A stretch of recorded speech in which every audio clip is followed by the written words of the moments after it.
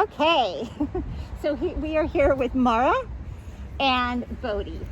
Bode I've been working with him on lunging and barking on leash. So we're here at Alamo Square. It is dog o'clock. There are dogs everywhere. Yes. So, he is a pogo stick. I'm going to show Mara how to use these skills. And the fact that he's already so handler focused is a tribute to the work that we have been doing. There are dogs everywhere around us. You can't necessarily see all of them. Normally he'd be already lunging and barking. So basically, you just want to start taking steps, and I guess keep it on camera, we'll just like walk this way a little bit. And then as you're walking, and you want to give him a treat every time he sees you. So he has to acknowledge the fact that there's a dog there. So then he's making these like he just did with that dog over there. The association that I see the dog, I'm going to get a treat. Okay. If you treat too soon, he doesn't necessarily mean that emotion of I see the dog, I get the treat. However, having said that, if you're in a tight spot and you're worried that he's going to start reacting, you can use it as a management skill to go ahead and preempt the problem. Start giving him treats. Even if you haven't necessarily seen the dog, let's say you're on a very narrow, tight street, and you realize that he hasn't necessarily noticed the incoming stimulus, but you have, and you're like, this might be a problem. You could go ahead and have him step aside and do touch, Okay. and just get him engaged. Okay. Handler focus, creating that bond, the rate of reinforcement between you guys. But normally, so that would just be in a tight spot, a management, quick fix management thing. But otherwise, what you're doing is you are wanting to have him walking the dog in the vicinity, and then looking at you. So you want to keep that up, keep that rate of reinforcement up. As soon as something was to happen where he's not actually returning his attention to you, it means he's starting to get more and more increasingly anxious and starting to stack, and he's more likely to have a reaction. So the ability to keep him under that level, we call it under threshold, and focused on you and having a good time walking with you, it enhances that whole experience, and it keeps him calm and at ease and having a much better quality of walk. So there is a dog over behind us, because I'm tight. And I don't walk towards us too. Okay, great. So I'm going to come on this side just to see you. And so right now, even without walking, he's fed the terrier. So wait and see, like, if he notices this dog, if he sees it and then looks over. He's just He's so focused on cheese. Yeah. Oh, I should have marked that, or no, it's okay. It's so that's fine too. I mean, just giving him treats is good. Okay. But you do want to, when you're actually doing this actual kind of work, you do want him to actually see the dog and then to look at you. However, when you are first starting, it is good to just start, you can just give him treats so that it's establishing that bond.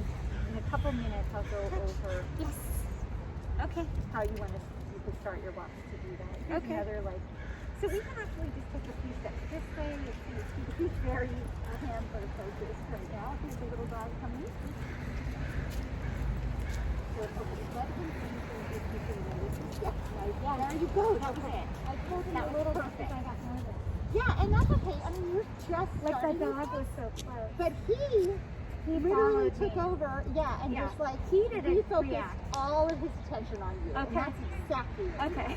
I think That's I had exactly. more of a reaction than he did. It's because you're totally new to this, and you know what he's like when he's at volume because 11. normally I'll have to pull him Off of the, so you see the difference, right? You see the difference. Cheese makes all the difference. It does. Yep. So let me, I'll take him for 1 second, actually, just show you a couple things, and then I'll hand this over to you. Okay. Here comes a little pup tonight. We'll go this way. Good job, Bode. Good job. So I think he was definitely aware of the dog, but he stayed totally focused and was able to like follow my body approximations, like where, my direction, where I'm going, and all that, and following me. That's very important. That's something we've established through our walks together. So dogs and cram. It's busy. It's what? So busy. I know, it's so busy. I feel, like I said, it's definitely not fun. Yeah, it's like So I can show you a couple. So, but as I said earlier, when you first when you are first getting ready to leave, good boy, Chloe. Good boy. Oh, see, he looked. Yeah, when there was Right the barking. That's it. That's yeah, good. yeah, and he also reacts to noises like that too. I've noticed. Okay. Like he'll hear dogs being distressed or barking, and he started looking at me instead. Whereas before, when he was in a group, that would set him off immediately. How long do you think like it will take for him to always look at me with a dog? So that's a very good question. So Like how we'll long? go over some ways to sort of set the tone of the walk that will help. Okay. The answer to that is that he's had a very long history. Yes, good boy, good boy, Cody. He's had a very long history of lunging and barking to take care of the situation. He wants to create space and distance, so he lunges and barks, right? Yep. So what we need to do is pave the way of him having a longer history of not doing that and instead reorienting to his handler who's going to take care of it. So we're achieving two things at the same time. We're giving him the space and distance that he wants by moving away from the oncoming stimulus. At the same time, counter-conditioning him by making him feel like, oh, I see a dog, that's a good thing because my handler's going to give me a treat, right? So it's those two things. So he's seeing stuff over there and he looked. Okay. So good job. Okay, so you're doing those two things. So you also want to, just move away, create the space, even if it's just stepping off to the side as we've done today. Yep. He's like, okay, they're in charge, they're taking care of it. Yep. I'm getting my needs and wants met, Yep. and I'm doing this also too. So, in answer to your question, is like, he's had, I always forget if he's 8 or 12. He's 8. Almost 9. Okay.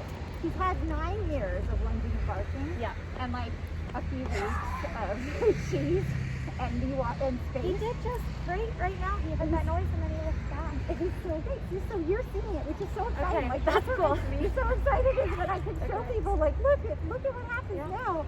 Because we both know that he's Mr. Chainsaw. But do you think there will be a transition from like your training to my training? Yes. So Okay. right now I will show you exactly how we got to where we are now. And then the more you do that with him, the more you're creating the history of him not needing to lunge and bark and having positive moving, my needs and wants are met and I'm getting really delicious treats at the same time. So the more we do that, the more we want the distance he gets from the lunging and barking. And that's really what the looking back is he's looking at us for to take charge of the situation. So when you're in your house, before you even leave, you can very quickly do some things with him just to set the tone of the walk and start that bond. You also show him what you have on deck as your treat. Okay, you see that dog over there? Good boy. He touched. I should have just treated him because he looked. But my hand was already there for the touch. This one is running by really fast. Normally, yes. That would before like set him off even from that distance. Yeah, he would start running. He would run after that dog. Exactly. I want to make sure we're on the screen. Okay, yeah. So that was amazing.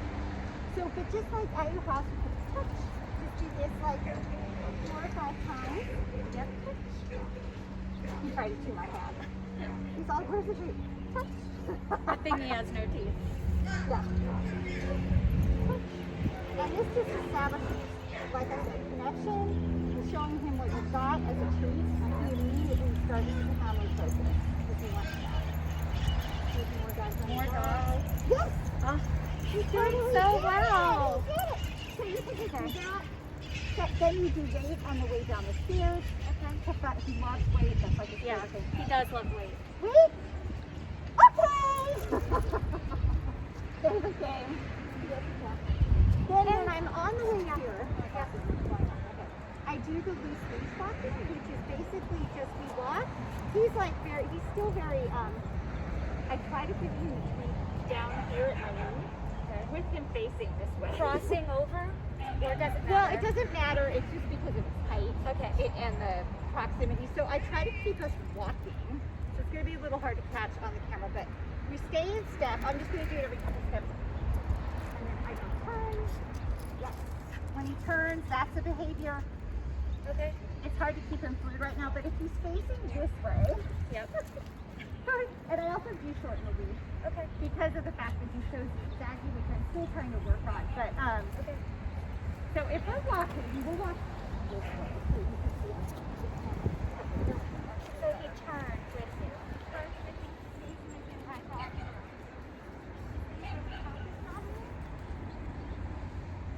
And the key also, now he's smelling something, is to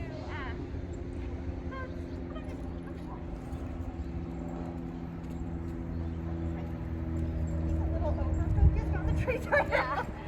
But Do you change that? Like if he's like too amped up, is there a way to calm him down? so that's a very good question too. So if he's let's step closer to the screen to compare our voices, he is definitely really, really amped right now. Yeah.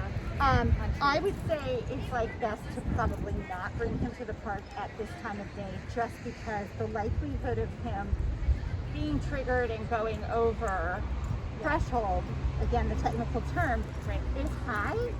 And but at the same time, because we've done so much work by this point, Yeah. I mean, I can't even believe that. that's so exciting. See, you totally, I mean, you know this boy, and he'd be like crazy Insane. all over I mean, yeah. trying to pin every dog down. So he's pretty excited about it. It's a good excitement, in other words, Okay. rather than the tense, anxious where he's about to like kill. Right. He just Yes. went, not that he really would, but you know what I mean. Right. Like where he just, It's an excitement to like do something. right. To have a It's dog. like a kid, it's gone from a kid in their worst nightmare to a kid at like Disneyland. Right. So, what were you asking me about the walking? So it's like, oh yes. So I would say the calmer he is, the better. And when we usually come, it's less busy here, and he does. You've seen him when we come and go. It's insane. There's There's like 50 seriously dogs. like 75 dogs at that dog park right now, and they're all in view. I want to say for the camera, and he's just like, And off he's- leash. and he just looked over at them and looked right back at me. Good boy, Bode. Such a good boy. So the walking on leash, again, I wish, is like, you want to do your best to try to keep him in line with your leg. It's not, but obviously you don't want to trip on him. Yep. And it just makes it a little bit easier.